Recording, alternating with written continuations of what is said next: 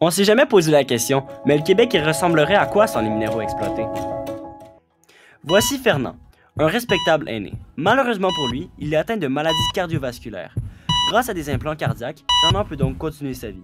Si aucun minéraux n'était exploité au Québec, Fernand mourrait, car ces implants cardiaques sont un alliage de titane et carbone, des minéraux exploités au Québec.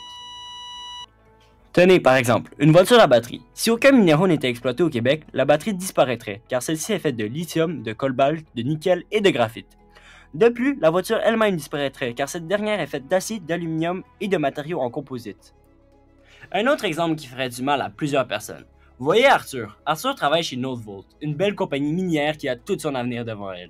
Si aucun minéraux était exploité, Arthur comme 18 autres 1000 personnes perdraient leur travail et finiraient ici en dessous d'un pont. Imaginez à l'époque de Terry Fox, ce merveilleux coureur qui malencontreusement était handicapé. Ayant une seule jambe, il doit utiliser une prothèse qui est fabriquée à l'aide de métaux que l'on retrouve au Québec, incluant l'acier.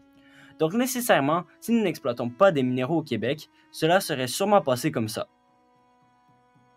Donc, on n'aurait pas pu connaître les grands exploits de Terry Fox, donc personne ne pourrait se réjouir de son accomplissement.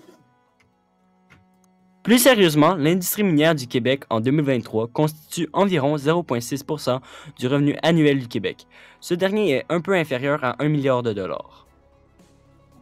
Donc, passons à un ordinateur de bureau qui est fait en silice, fer, aluminium, cuivre, plomb, zinc, nickel, étain, sélénium, manganèse, arsenic et cadmium.